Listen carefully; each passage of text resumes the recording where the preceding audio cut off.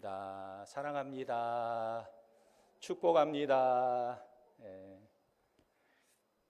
오늘 말씀은 성도가 알아야 할 것이라는 제목으로 말씀을 전하겠습니다.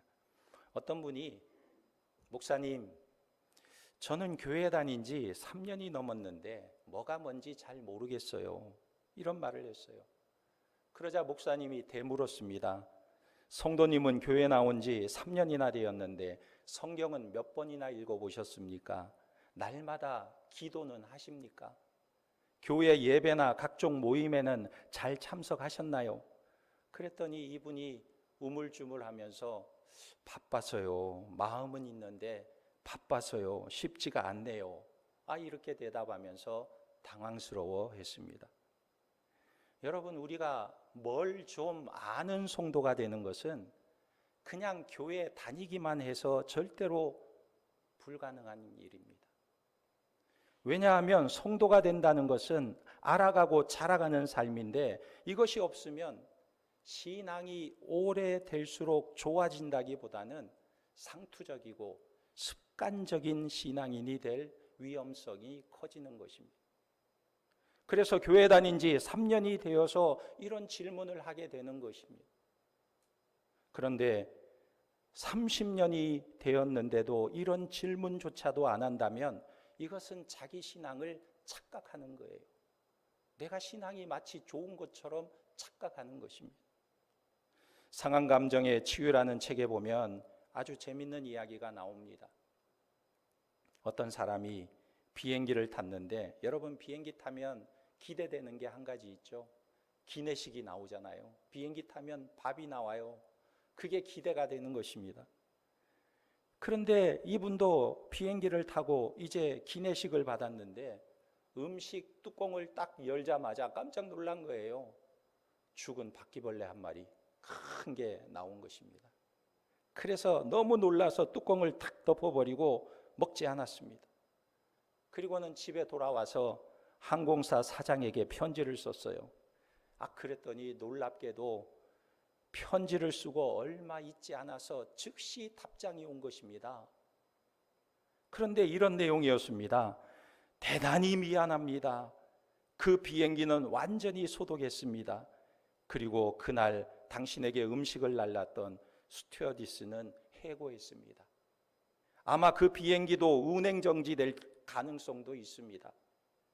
다시는 이런 일이 없도록 하겠습니다. 고객께서 우리 비행기를 계속 타주실 것을 믿습니다. 이 편지를 받고 이분이 감동을 받은 거예요. 이렇게까지 친절하게 즉답을 해주고 이렇게 처리를 해주다니 너무나 감명을 받은 것입니다. 그래서 그 편지를 책상에 두었는데 어느 날 우연찮게 이 편지의 뒷면을 보게 되었습니다. 뒷면에 보니까 회장의 친필이 적혀 있는데 이렇게 적혀 있었습니다. 항상 사용하던 바퀴벌레 사과문으로 답장하시오. 늘 쓰던 글이라는 거예요. 바퀴벌레가 얼마나 자주 나왔으면 항의 편지가 올 때마다 늘 그렇게 답장을 했다는 것입니다. 이 사람은 매우 감명을 받았는데 알고 보니까 그 편지는 항상 그 회사에서 상투적으로 사용하던 바퀴벌레 문구였던 것입니다. 얼마나 실망했겠어요. 알고 보니까 얼마나 실망스러워요. 무엇을 말합니까? 우리가 제대로 알아가고 자라가지 않으면 신앙이라는 것도 이런 식으로 상투적이고 습관적인 신앙이 될 가능성이 있는 것입니다. 그래서 신앙에는 반드시 좀 더 바르게 알아가려고 하는 노력과 투자가 필요한 거예요. 오늘 말씀이 그것을 우리에게 강조하고 있는 거예요. 그래서 18절에 보면 능히 모든 성도와 함께 지식에 넘치는 그리스도의 사랑을 알고, 19절에 그 너비와 길이와 높이와 깊이가 어떠함을 깨달아 하나님의 모든 충만하신 것으로 너희에게 충만하게 하시기를 구하노라 그랬어요. 여러분, 여기서 우리가 첫 번째로 주목해야 할 것은 능히라는 말입니다. 능이라는 말을 주목해 보면 이 말은 헬라어로 히나 엑시스 퀘세테라는 말이에요. 이 단어에 능이라고 간단하게 번역을 해 놓았지만 원문은 제법 길게 쓰여져 있습니다. 이 원문에 히나라고 하는 이 단어가 어두에 나오는데 이 히나는 목적어예요. 목적어. 무엇 하기 위해 무엇 하도록이라는 목적과 한정 또는 결과를 나타내는 접속사인 것입니다. 그런데 이 히나가 이 본문에 18절과 19절에 두 번이나 나오는 거예요. 그러니까 이 본문은 무엇을 말하냐면 히나절이라는 것입니다. 목적절로 이루어진 문장이라는 거예요. 그러면 무엇을 목적으로 말하고 있느냐? 오늘 본문은 알고 깨달아서 충만하기를 원하는다. 이것이 목적이 있는 것입니다. 알고 깨닫고 충만하기를 원한다. 여기에 목적이 있다는 거예요. 무엇을 알고 깨달아야 한다는 말입니까? 지식에 넘치는 그리스도의 사랑을 알아야 한다는 것을 말하고 있는 거예요. 흔히 사람들은 신앙이나 하나님의 사랑을 말할 때 그것이 지식과는 아무 상관없다 이렇게 말하는 경우들이 있습니다. 그러나 여러분, 사람이라는 존재는요, 이해하지 못하면 믿음도 없어요. 우리가 이해하지 못하는 것을 어떻게 믿을 수가 있습니까? 이것은 맹신이 될 수도 있는 거예요. 그래서 우리가 이해하는 만큼 믿을 수가 있는 것입니다. 물론 이때의 이해는 지식이나 학문이나 학력을 말하는 것이 아닙니다. 오늘 본문은 이렇게 말하고 있어요. 그 지식에 넘치는 사랑이라고 말하고 있는 것입니다. 그래서 여기 넘치는 이라는 말을 주목해 봐야 돼요. 넘치는 이라는 말은 휘페르발루산이라는 단어인데 이 말은 뛰어넘다, 초월하다 이런 말입니다. 그러니까 우리의 지식을 초월하고 뛰어넘는 그리스도의 사랑이라는 말을 하고 있는 거예요. 사실 내 지식으로는 이해가 안 될 만큼 너무나 크고 위대하고 이해가 불가능할 정도로 크고 위대하다는 의미에서 넘치는 이라는 표현을 사용한 것입니다. 그러니까 무엇이 필요하냐면 내 지식을 뛰어넘는, 내 지식으로는 도무지 이해할 수 없는 그런 사랑에 대한 알미 필요하다는 거예요. 이때 알미라는 것은 상당히 강한 의미를 나타내고 있는 것입니다. 단순한 깨달음이 아니라 카타 라베스다이, 카타라는 말이 결합이라는 뜻인데 뭘 밀접하게 결합되어라는 의미를 가지고 있어요. 단순히 머릿속에 머무는 지식으로 도저히 알 수 없고 가슴만으로도 느껴지는 감정으로도 다 알 수가 없는데 그리스도의 사랑을 내가 마치 남녀가 부부가 되어서 서로 밀접하게 서로를 아는 것처럼 그렇게 그 사랑에 동참하여 알아야 된다. 이것을 말하고 있는 것입니다. 이것이 바로 지식에 넘치는 사랑을 아는 것이다 라는 말이에요. 어느 목사님이 청년 때에 자기 담당하던 목사님 집에 임원들과 함께 방문을 했는데 그 목사님의 옛날 사진, 앨범을 이렇게 들춰보다가 깜짝 놀라게 된 거예요. 그 앨범의 첫 장을 넘기는데 첫 장에 편지가 한 장 있었습니다. 그런데 이 편지의 글씨가 너무나 엉망이에요. 물방울이 떨어져 가지고 막 번져서 엉망으로 되어 있는 것입니다. 그래서 물었습니다. 아니 목사님, 이 편지가 왜 이렇습니까? 그러자 이 목사님이 사연이 있다 그랬어요. 이 목사님이 결혼을 했는데 사모님과는 나이 차이가 많이 났습니다.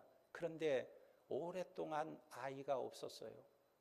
오랜 시간 동안 아이가 생기지 않았는데 그래서 이 사모와 함께 기도를 했는데 드디어 어느 날 아이가 생겼습니다.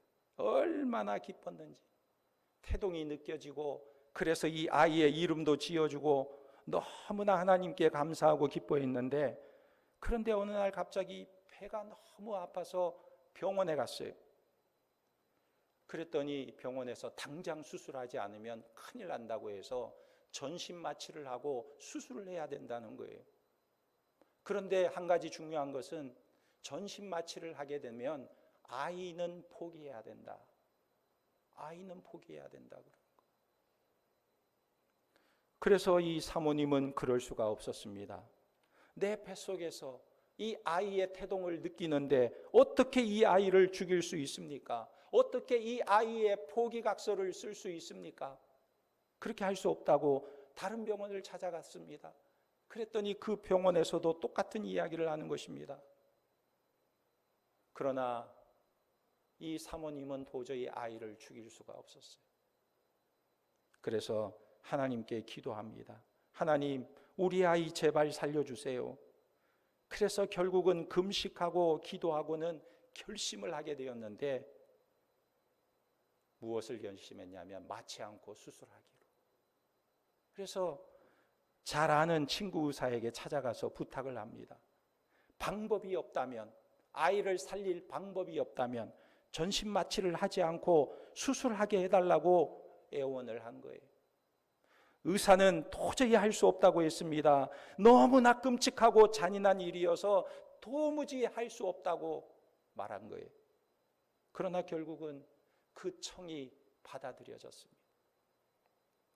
사모님을 수술대 위에 올려놓고 사지를 다 묶었습니다. 입에는 꺼즈를 물리고 수술을 하기 시작하는데, 이 수술을 하는데 너무 고통스러우니까 사모님이 소리를 지르다가 기절을 해버려요. 기절했다가 또 고통이 찾아오니까 깨어나고 또 기절하고, 이걸 반복하는 것입니다.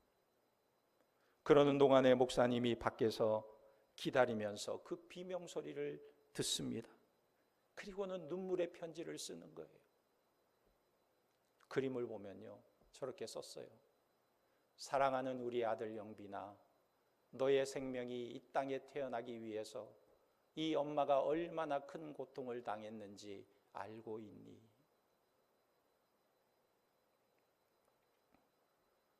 너의 생명이 꺼져가는 그것을 살리려고, 이 땅에 너의 생명이 태어나게 하려고 너희 어머니는 차마 인간으로서 견딜 수 없는 고통을 겪었단다. 너는 평생 이 엄마의 사랑을 잊어서는 안 된다.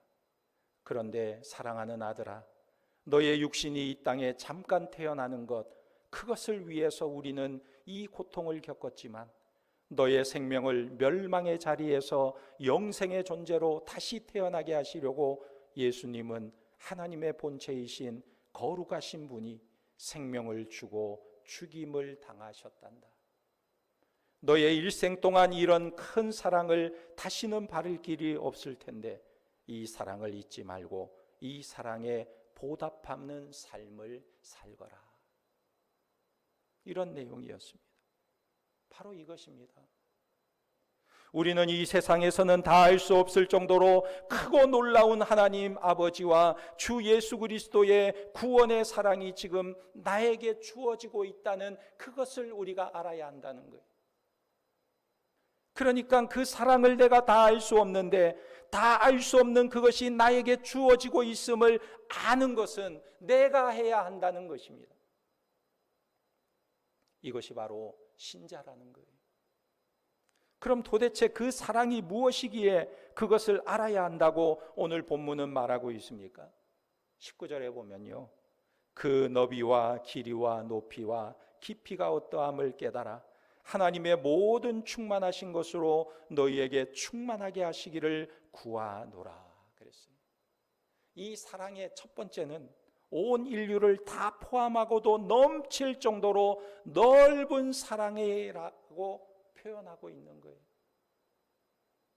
여러분, 누가복음 13장 23절에 보면 우리 주님께서 이렇게 말씀하셨어요. 어떤 사람이 여짜오되 주여 구원을 받는 자가 적으니까 그들에게 이르시되, 어떤 사람이 예수님께 와서 묻는 것입니다. 주여 구원받을 자가 적습니까? 세상에는 구원받는 사람들이 적다는 말입니까? 우리도 가끔 그런 의문이 들 때가 있잖아요. 이 세상에 구원받는 사람들이 적을까? 제자들은 구원받는 사람이 적을까? 많을까? 주님께 물었습니다. 그랬더니 예수님께서 아주 유명한 대답을 하십니다. 누가복음 13장 24절에 좁은 문으로 들어가기를 힘쓰라. 좁은 문으로 들어가기를 힘쓰라. 그리고 뭐라고 말씀하시냐면 내가 너희에게 이르노니 들어가기를 구하여도 못하는 자가 많으리라 그랬어요. 여러분 한번 생각해 보세요. 그러면 이 예수님의 말씀은 구원받는 자가 적다는 말입니까? 많다는 말입니까? 어떻게 보면 구원받는 자가 적다는 이야기처럼 들려요. 왜? 좁은 문으로 들어가기를 힘쓰라 이렇게 말씀하시고 또 들어가기를 구해도 못 들어가는 자가 많으리라 그랬으니까 매우 적은 것이다 이렇게 생각이 듭니다. 그런데 이렇게 말씀하신 다음에 그 뒤에 29절 30절에 보면 이런 말씀을 하세요. 누가복음 13장 29절에 사람들이 동서남북으로부터 와서 하나님의 나라의 잔치에 참여하리니 보라 나중된 자로서 먼저 될 자도 있고 먼저 된 자로서 나중될 자도 있느니라 하시더라. 앞에서는 분명히 구원받는 자가 적은 것처럼 말씀하셨는데 이어서 결론은 어떻게 내리고 있습니까? 동서남북에서 많은 사람이 그 잔치에 참여하러 온다는 거예요. 그러니까 많습니까? 적습니까? 많은 거예요. 앞에서는 적어 보이지만 뒤로 보니까 많은 것입니다. 동서남북에서 많은 사람들이 잔치에 참여한다고 말씀하고 있는 거예요. 이게 무슨 말입니까? 이런 의미예요. 우리가 엘리야를 보면요, 엘리야가 갈멜산에서 바알과 아세라 선지자와 싸워서 대승을 했습니다. 850명의 선지자를 상대로 싸워서 이겼어요. 그들을 전멸시켰습니다.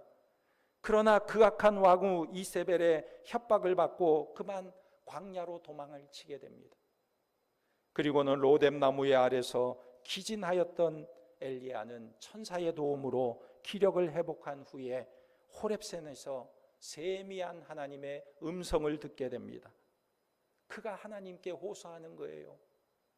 하나님, 지금 이스라엘은 극도로 부패한 나머지 하나님을 섬기는 자가 아무도 없고 지금 나 혼자만 남았는데 악한 자들이 나마저도 죽이려고 합니다. 그러자 하나님께서 이 엘리야에게 놀라운 말씀을 들려주세요. 엘리야야, 너 혼자만 있느냐? 아직 바알에게 무릎 꿇지 아니한 참송도 7,000명을 내가 남겨두었다 말씀하시는 거예요. 엘리야야, 너 혼자만 있는 것 같이 보이느냐? 내가 아직 바알에게 무릎 꿇지 않은 7,000명을 남겨두었다. 하나님을 섬기는 자는 다 죽고 자기 혼자만 남아있다고 엘리야는 스스로 판단했습니다. 그런데 그것이 아니었어요. 진노 중에도 긍휼을 잃지 않으시는 하나님은 당신의 이름을 위하여 남은 자 7,000명을 남겨두셨던 거예요. 7,000명의 남은 자들이 신앙을 지키며 남아 있을 수 있었던 것은 전적으로 하나님의 은혜였던 것입니다. 이것은 하나님께서 자기 백성을 결코 버리지 않으셨다는 사실을 입증하고 있는 거예요. 이것은 엘리야 시대뿐만이 아닙니다. 오늘날도 이 땅에 남아있는 자, 남은 자가 있다는 말씀이에요. 이것을 바울은 역설하고 있는 것입니다. 그들은 자신의 의지가 아니라 전적인 하나님의 은혜로 택하심을 입은 자들이라는 것입니다. 그러니까 우리가 그냥 눈을 들어서 이 세상을 바라보면 이 세상 속에 과연 믿는 사람이 있는가? 이 세상에 과연 하나님을 믿는 사람이 있는가? 구원받은 사람이 너무나 적어 보이는데, 그러나 눈을 살짝 들어 45도로 멀리 바라보면 어떻다는 말이에요? 동서남북에서 많은 사람들이 하나님 나라 잔치에 참여하러 온다는 것입니다. 그래서 눈을 들어 보라는 거예요. 하나님의 나라가 구원받는 숫자가 내 눈앞에 보고 있는 것보다 훨씬 더 많다는 것을 말씀하고 있는 것입니다. 그러나 내 눈앞에서 내 삶의 현장에서 보면 너무나 적어 보이는 거예요. 너무나 없는 것 같아요. 지금 예수님의 말씀은요, 이 양면을 다 말씀하고 있는 것입니다. 우리가 계시록에 보면 계시록 5장 9절에 구원받는 사람들에 대해서 이렇게 말씀하고 있습니다. 그들이 새 노래를 불러 이르되 두루마리를 가지고 그 인봉을 떼시기에 합당하시도다. 일찍이 죽임을 당하사 각 족속과 방언과 백성과 나라 가운데에서 사람들을 피로 사서 하나님께 드리시고 그랬어요. 여기 각 족속, 방언, 백성, 나라, 이 말을 한번 주목해 보세요. 이 말은요, 이런 말입니다. 이 카이라는 접속사로 이어져서 각 단어마다 다 표현하고 있는 말이에요. 그러니까 각 족속, 각 방언, 각 백성, 각 나라 가운데에서 예수께서 피로 사신 하나님의 백성들이 동서남북 사방에서 온다, 이 말을 하고 있는 거예요. 이 말은 하나님의 구원은 인종을 초월하고 계급, 국가, 혈통, 지역 그 어떤 것도 다 초월해서 피로 사셔서 구원하신다는 그리스도의 구원의 사랑의 넓이를 말하고 있는 거예요. 하나님께서 구원하시고자 하시는 놀라운 그 구원의 사랑의 넓이를 표현하고 있다는 것입니다. 어쩌면 우리는 우리라고 하는 좁은 범위 안에서 그리스도의 구원을 가둬놓을 때가 많이 있어요. 그래서 예수를 믿는다고 하면서도 늘 우리 주변만 바라보는 거예요. 내 지역, 내 고향, 나의 출신, 그 외에는 잘 인정하지 않으려고 할 때가 많은 것입니다. 그러나 하나님의 이 구원의 사랑은 인종 문화를 초월하고 유무식도 초월하고 온 인류를 끌어안아서 동서남북에서 불러 모으는 그런 사랑이라는 것을 우리에게 말씀하고 있는 거예요. 정호승 씨가 쓴 책에 보면 내 인생의 용기가 되어준 한마디라는 유명한 책이 있습니다. 이 책에 보면 가끔 이런 말이 등장해요. 우주의 크기를 생각해 보세요 라는 글이 나오는데 거기에 이런 말이 나옵니다. 이분은 자기 책상 앞에 토성에서 찍은 지구 사진을 붙여 놓았다고 합니다. 저 사진을 보면요, 저게 토성인데 저 밑에 조그만한 점이 하나 있는데 Earth라고 써 있어요. 지구 이렇게 써 있어요. 토성에서 사진을 찍었는데 지구가 이렇게 점처럼 반짝이고 있는 거예요. 근데 이 사진을 자기가 찍은 게 아니고 어느 날 신문을 보는데 신문의 머리기사에 일면으로 나온 사진입니다.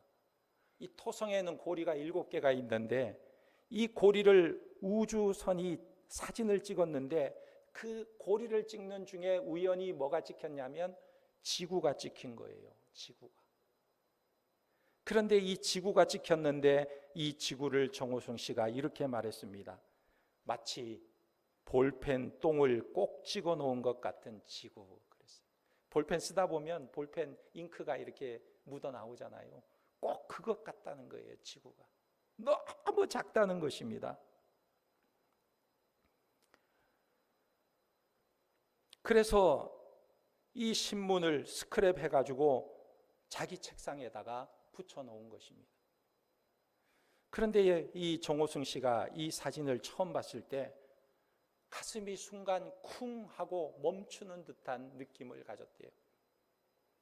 그가 왜 그런 느낌을 가졌냐면 이렇게 말하는 것입니다. 지구가 우주에서 볼 때 저렇게 점처럼 작다고 한다면 우주는 도대체 얼마나 큰 것인가?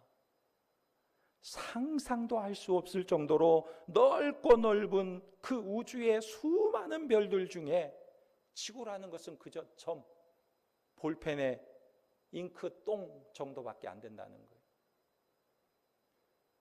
그런데 그 지구에서도 대한민국이라고 하는 작은 나라, 수도 서울에서, 서울 안에서도 아파트에 작은 아파트에 사는 나는 얼마나 작은 존재일까 생각을 했다는 것입니다. 이렇게 작은 나인데, 그런데 내가 무엇을 더 얻고 무엇을 더 소유하려고 욕심에 가득 찬 마음으로 매일 전쟁을 치듯이 아웅다웅 살고 있을까? 이분이 하는 말이에요. 그래서 정호승 씨는 삶이 고통스러워서 견디기 힘든 일이 있을 때에는 그 사진 앞에 오랫동안 서서 사진을 들여다본다고 합니다. 그러면 마음이 편해진대요. 광활한 몽고의 초원도, 미국의 그랜드 캐년의 웅장한 협곡도 그것이 볼펜 똥만한 지구의 한 모퉁이 위에 있는 것이라는 그것을 생각하면 저절로 입가에 미소가 띄어진대요. 그래서 자기는 눈앞에 있는 사소한 것에 낙심하고 좌절하는 친구가 있으면 이 우주의 크기를 생각해 보라고 충고해 준다는 것입니다. 그러면서 정호승 씨가 이런 말로 마무리를 합니다. 우리 몸은 우주의 크기에 비하면 먼지보다도 작지만 우리의 마음만은 광활한 우주를 담을 수 있을 정도로 크답니다. 우리의 몸은 우주의 크기에 비하면 먼지보다, 눈에 보이지 않는 먼지보다도 작지만 우리의 마음은 광활한 우주를 담을 수 있을 정도로 크다 말했어요. 저는 이 글을 보면서 이런 생각을 했습니다. 우리가 하나님을 믿는다는 것은 정호성 씨가 감탄하는 그 우주를 창조하신 그분을 우리의 아버지로 믿는다는 거예요. 그 광활한 우주를 창조하신 하나님을 우리의 아버지로 믿고 있다는 거예요. 얼마나 우리가 크신 하나님을 믿고 있는가, 그걸 생각해 보라는 것입니다. 그것을 오늘 본문은 지식에 넘치는 사랑을 아는 것이라고 말하고 있는 것입니다. 그것이 십자가에 나타난 그리스도의 사랑이고, 우리가 그 사랑에 내 마음을 담는 순간 지구가 볼펜똥만하다는 사실에 가슴이 뛰었던 사람처럼 우리도 그 사랑 앞에서 가슴이 뛰는 그런 존재가 되는 거예요. 여러분, 계시록 7장 9절에 보면, 거기에 보면 구원받는 사람들의 숫자를 말하는데 계시록 7장 9절에 이렇게 말해요. 이 일 후에 내가 보니 각 나라와 족속과 백성과 방언에서 아무도 능히 셀 수 없는 큰 무리가 나와 흰옷을 입고 손에 종려 가지를 들고 보좌 앞과 어린 양 앞에 서서 그랬어요. 앞에 5장에서 본 것처럼 여기서도 각 나라, 족속, 백성, 방언, 즉 국가, 인종, 지방을 초월하는 구원에 대해서 말씀하고 있는데, 그런데 그 숫자가 어느 정도냐 하면 이렇게 표현하고 있습니다. 아무도 능히 셀 수 없는 큰 무리가 흰옷을 입고 나온다. 아무도 능히 셀 수 없는 큰 무리가 흰옷을 입고 나온다 그랬어요. 그리고는 하나님의 보좌 앞과 어린 양 앞에 서서 뭐라고 외치는 것입니다. 그 외치는 내용이 10절인데, 큰 소리로 외쳐 이르되 구원하심이 보좌에 앉으신 우리 하나님과 어린 양에게 있도다 하니. 여러분, 구원이 누구에게 있다고 말하고 있습니까? 구원은 저와 여러분들이 판단, 평가하는 것이 아니고, 내 편이라고 생각하는 사람들에게만 구원이 주어지는 것이 아니고, 내 편이 아닌 사람들에게는 구원이 먼 것처럼 우리가 판단할 수 있는 것도 아니라는 것입니다.